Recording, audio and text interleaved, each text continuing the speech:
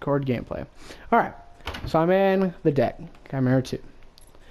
What you do to put and upgrade cards for Chimera, and how you equip cards to a deck, is you go down to a card you want, such as Blade of Agor, 6-cost card. Once you click on the card once, you've got your options.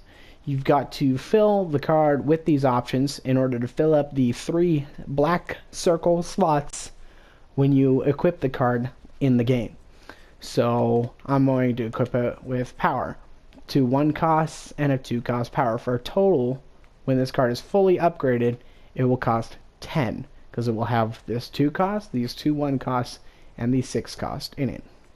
Then I will link and add those cards. It appears over here with the cards underneath it, showing that those cards are attached to that card. Those upgrades are attached to that card. Then I go up to another card I want. Let's say I want here, Spear of the Rift Hunter for some critical chance.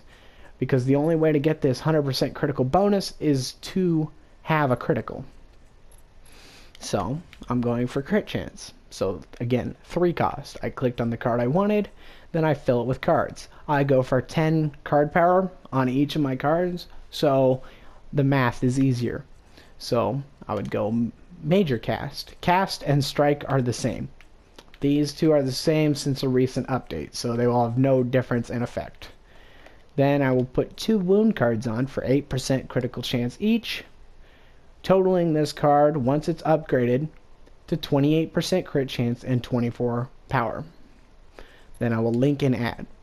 So right now I've got 2 cards in my deck and 3 upgrades on each card for a total of 9 slots filled out of 40. See? This counts as one of the slots in case the math doesn't add up. The Warlord counts as a slot. This is your prime card. This will only activate when we kill the pink dot on the map. It is or Prime as we call him. It is a powerful jungle minion that you have to group fight with, and then you get that effect for 200 seconds. So then I'm just gonna build random assorted cards just to get a deck complete here real quick. So sure, Merciless, fill it with anything. Fill it with anything, it doesn't really matter. You always click the card and then link and add it to put it over here on your left. Chimera is Growth and Fury, it says there beneath his name. The 2 colors, so you'll have red cards and green cards, like such. They are specific to this character, while these universal cards, the gray, can be equipped to any hero. Other Fury characters, like Twin Blast is also Fury. He will also be able to equip cards like Meltdown and Merciless. Overall, you can have 6 cards equipped at the end game and only 4 active cards. When I say active cards, I mean cards like this ward here, Guardian's Ward. Unique active. Place a shadow ward to reveal the surrounding area for 3 minutes. Charges refresh every 120 seconds. Cooldown 1 second. So, active cards like that, like let's see, what else is an active card? Silent Indignation here, active, plus 27.5 attack speed for 6 seconds, cooldown of 45 seconds. These will be placed in active slots when you equip them. It'll be 4 active slots and 2 passive slots. Active cards can only be equipped to the 4 active slots, which correlate to the arrow keys on your controller. The 2 passive slots can only have passive cards in them.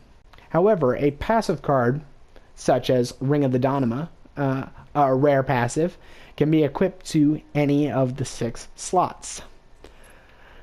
You can only have a maximum of 40 total cards in your deck, and you can only have a total of 60 card power equipped at a given time later on.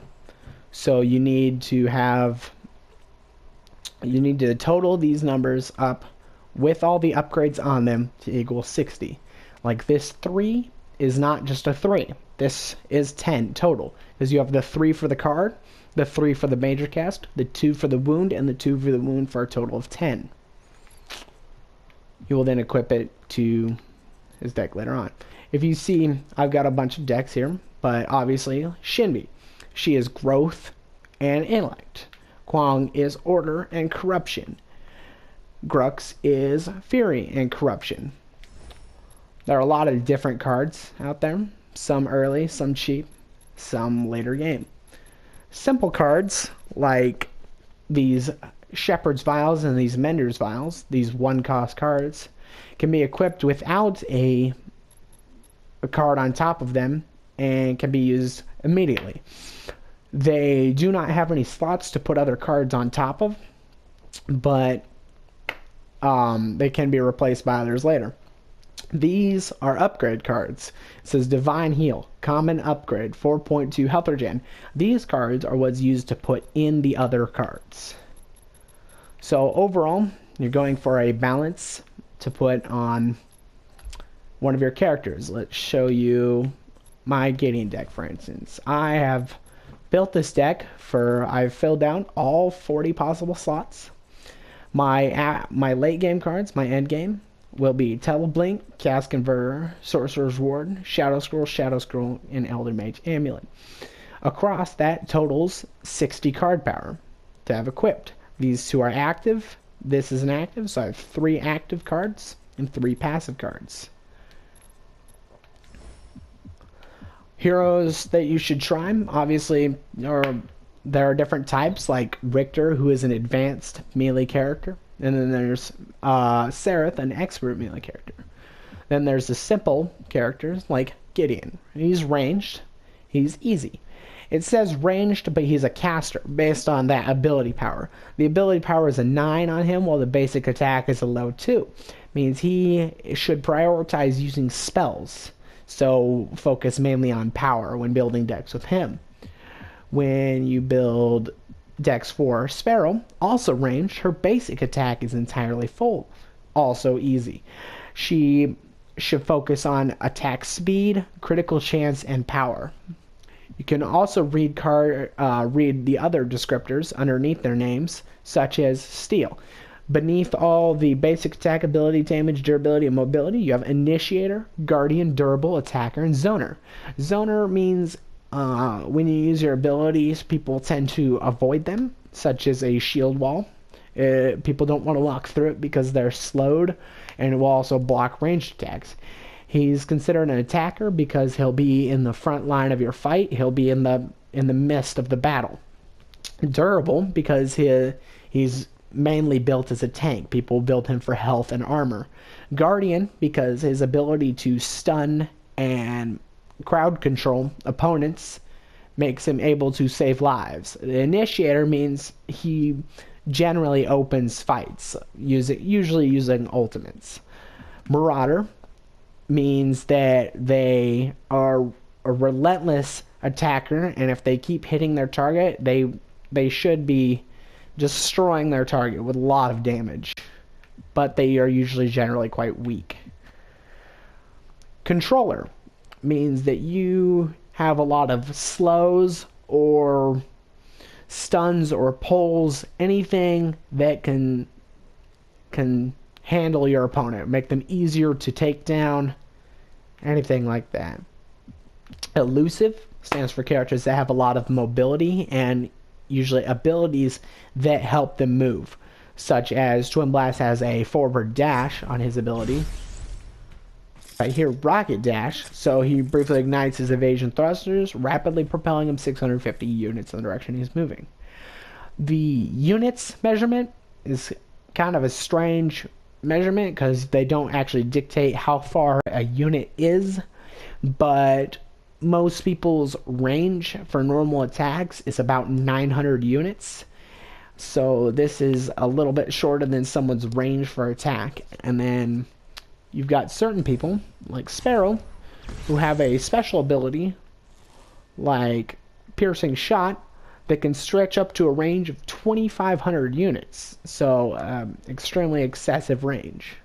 So you've got to watch out for characters like her when running away, because she can hit you from very far away. People like Kwang, have tethers, like Judgment of the Heavens. He throws his sword and it lands on a person and tethers them for 1.5 seconds. It means you cannot leave the area of the sword for 1.5 seconds.